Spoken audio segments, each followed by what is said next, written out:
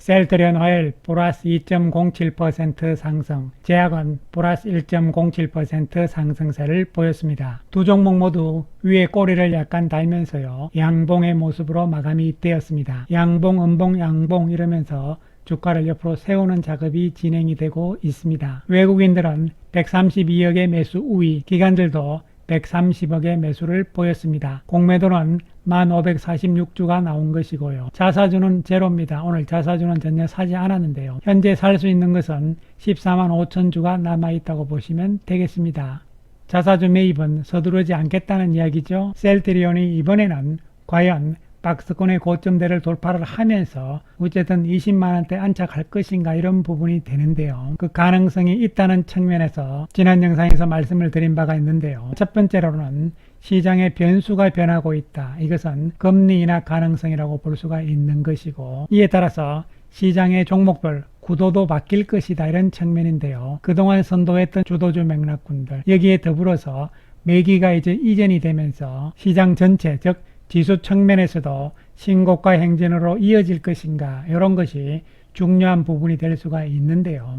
결국은 매기가 확산된다면 그동안 상대적으로 오르지 못했던 업종군들, 종목군들, 그리고 또한 금리 인하의 수혜를 볼 수 있으면서 하반기 실적이 좋아질 수 있는 이러한 측면에서는 바이오 쪽에서, 그리고 셀트리온 쪽이 상승의 조건은 갖추고 있다고 볼 수가 있는 것이죠. 따라서 셀트리온 자체의 실적, 이런 부분과 더불어서 시장 전체의 구도 역시 변해가고 있다는 측면에서 셀트리온에게는 긍정적이라는 생각을 할 수가 있는 것이죠. 오늘 이 시간에는 셀트리온 지금은 살 때라는 보고서가 나왔는데요. 그 내용을 살펴보면서 2분기보다는 3분기, 3분기보다는 4분기, 시간이 지날수록 실적이 좋아진다는 측면, 그리고 외국인들이 오늘 매수를 했는데요. 외국인들의 매수 기조가 계속적으로 이어질 수 있을 것인지에 대해서도 이야기를 해보기로 하겠습니다. 그에 앞서서 먼저 오늘 셀트리온은 졸레어 바이오 시밀러인 옴니클로에 대해서 영국에서 품목 허가가 나왔다는 보도자료를 발표를 했습니다. 옴니클로는 영국에서도 퍼스트 무브로서 허가가 난 것이죠. 5조 원의 시장 규모고요. 퍼스트 무브이기 때문에 선점 효과가 있을 것이란 측면이죠. 그리고 영국 시장 규모도 생각보다 크다는 측면이죠. 영국 시장 규모가 작년 기준으로 6,700만 달러, 약 8,710억 원이라고 이야기를 하는 것이죠. 그래서 5월 달에 유럽, 그리고 6월 달에 국내, 이번에 7월 달에 영국, 이렇게 해서 퍼스트 무브가 된 것이고요.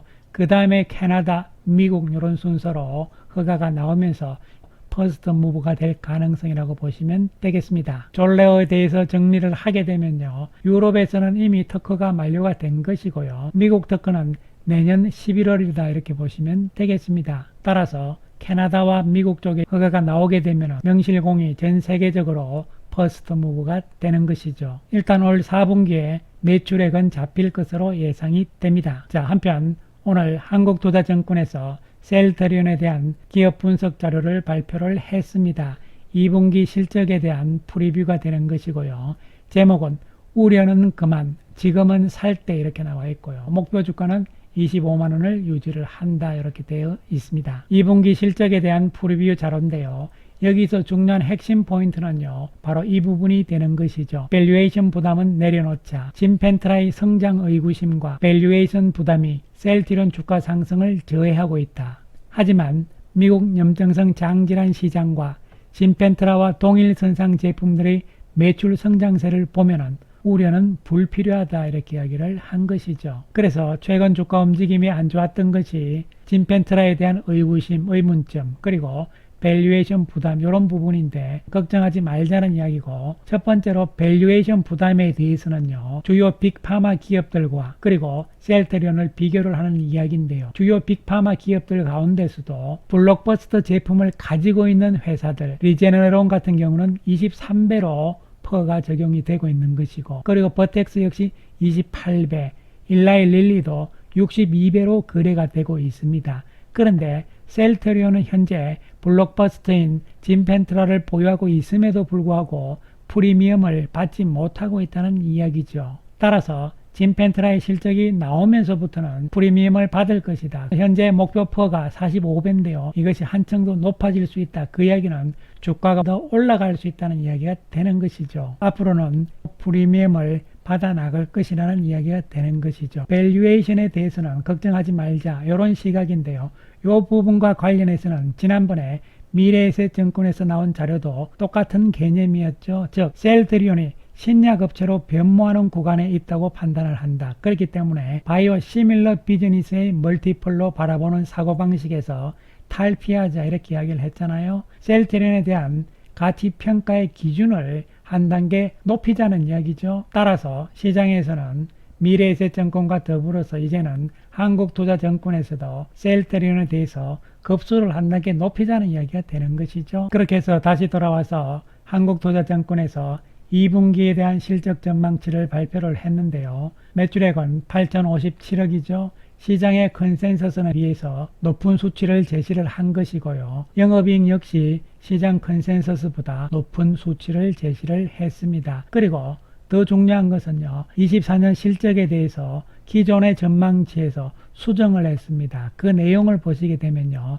24년 올해 처음에는 매출액을 3조 3,800억대로 봤다가 이번에 3조 4천억대로 보고 있는 것이죠. 조금 높였다, 이렇게 보시면 되고, 진펜트라에 대한 전망 역시 2,634억으로 상향시켰다고 보시면 되는 것이죠. 또한 영업이익도 기존에는 6,739억으로 봤다가 이번에 수정을 해서 높였죠. 7,189억으로 높였다고 보시면 되고, 원가, 일반 관리비 등 비용이 내려갔다는 이야기죠. 그렇기 때문에 영업이익을 높였다, 이런 이야기가 되는 것이죠. 그래서 2분기 실적에 대해서도 컨센서스보다 높게 보고 있으며 올해 실적 전체에 대해서도 기존 추정치에서 조금 더 높게 수정을 했다, 이렇게 보시면 되는 것이죠. 따라서 앞으로는요, 증권사들의 보고서에서도 셀트리온에 대한 실적 전망치들이 계속적으로 높아지는 가능성, 이러면서 목표 주가 역시 올라가는 추세가 나타날 것으로 생각을 해볼 수 있는 것이죠. 그리고 진펜트라의 의구심에 대해서는요,